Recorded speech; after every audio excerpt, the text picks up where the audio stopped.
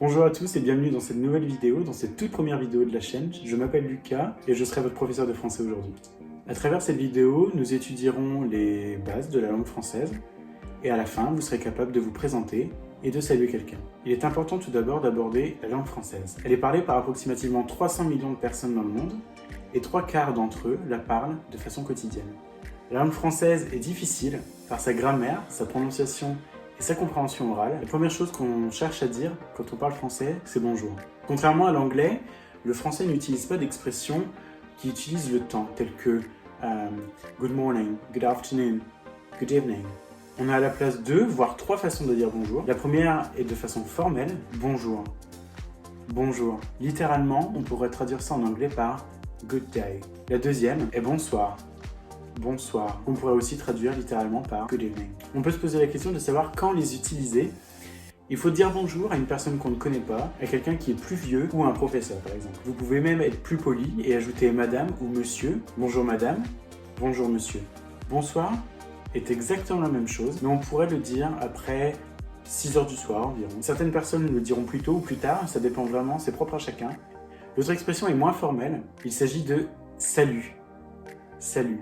On peut le dire à un ami, à un membre de la famille et même à une connaissance. D'un côté, bonjour montre plus de respect, alors que salut partage des valeurs plus amicales. Salut peut être dit n'importe quand, même pour dire au revoir, mais nous verrons ça dans une autre partie. Si vous ne savez pas si vous devez utiliser salut ou bonjour, utilisez bonjour, c'est une valeur sûre. Deuxième partie, nice to meet you. Il y a plusieurs façons de le dire, mais aucune d'entre elles n'a une valeur plus formelle que l'autre. La première est enchanté.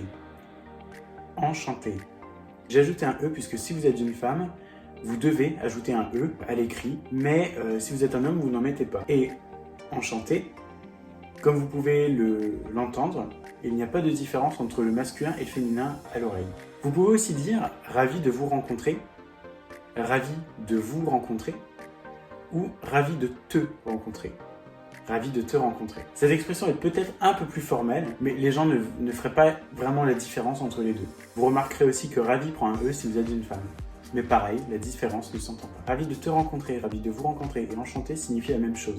En anglais, on ne fait pas de distinction entre le tu et le vous, ce qu'on appelle le vouvoiement et le tutoiement, mais en français, on utilise deux pronoms personnels qui sont tu et vous. Tu est la façon informelle de s'adresser à quelqu'un. On peut s'adresser avec tu en parlant à un ami, une personne proche, quelqu'un de sa famille, une connaissance, alors qu'on utiliserait vous pour parler à quelqu'un qu'on ne connaît pas, quelqu'un à qui on montre du respect, tel qu'un professeur ou une personne âgée, ou quelqu'un qu'on ne connaît pas tout court. Donc pour en revenir à notre sujet, utilisez ravi de vous rencontrer si vous voulez parler à quelqu'un que vous ne connaissez pas, et ravi de te rencontrer si vous parlez à quelqu'un qui a le même âge que vous par exemple, et que vous voulez avoir l'air amical.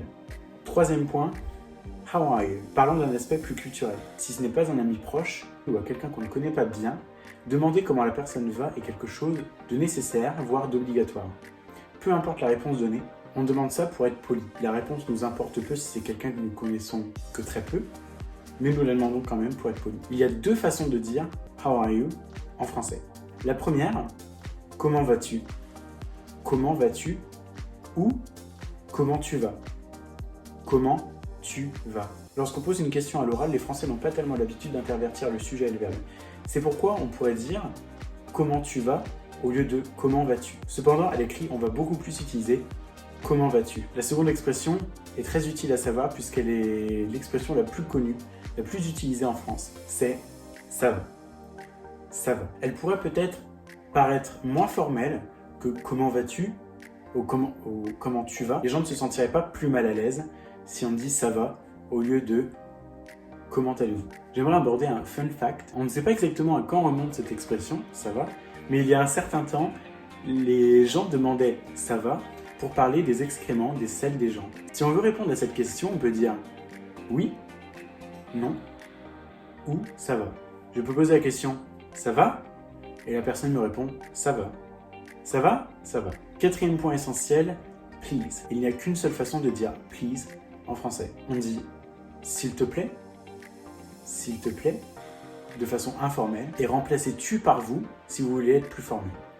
S'il vous plaît, s'il vous plaît. Cinquième point, merci. Il s'agit d'un des mots les plus connus en français par des étrangers. Il s'agit de merci. Merci. Si vous voulez être plus formel, vous pouvez dire aussi je vous remercie. je vous remercie. Et comme avant avec s'il vous plaît, si vous voulez être moins formel, remplacez-vous par te. Je te remercie. Je te remercie. 6e point, you're welcome. Même chemin ici, 2 façons de dire you're welcome en français. De rien est la façon la plus courante. Et ça peut être aussi considéré comme une réponse à merci. Merci de rien. Thank you for nothing. That's nothing. Et si on veut être un peu plus formel, on peut dire aussi je vous remercie ou je te remercie. Je vous remercie, je te remercie. Ou encore on peut dire je vous en prie. Je vous en prie. Ou je t'en prie. Je t'en prie. Et dernier point pour saluer quelqu'un et avoir une petite conversation, dire goodbye.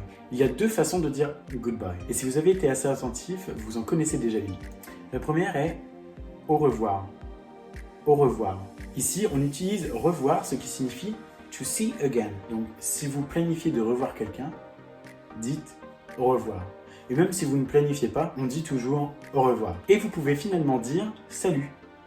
Salut. Salut fonctionne de la même manière pour bonjour et pour au revoir. Mais comme salut pour bonjour, faites attention à la personne avec qui vous parlez. 2e point important de cette vidéo, to introduce yourself to someone. Donc pour commencer, je vais me présenter pour que vous ayez un exemple de prononciation. Bonjour, je m'appelle Lucas, j'ai 20 ans, j'habite à Paris en France. Bonjour, je m'appelle Lucas, j'ai 20 ans, j'habite à Paris en France. Tout d'abord, dites je m'appelle. Je m'appelle. On pourrait traduire ça littéralement par I am called et ensuite ajouter votre prénom.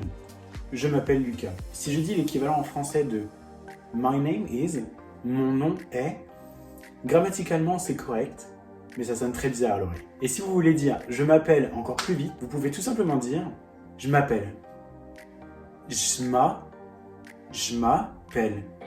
Je m'appelle Lucas. Les Français ont l'habitude de raccourcir beaucoup les mots. En français, l'âge est quelque chose qu'on a, qu'on possède. Ce n'est pas quelque chose qu'on est. En français, on ne dit pas I am 20, but I have 20. Donc dites simplement j'ai, et ajoutez votre âge. J'ai 20 ans. On est obligé d'ajouter en après l'âge. J'ai 20 ans. On ne pourra jamais dire j'ai 20.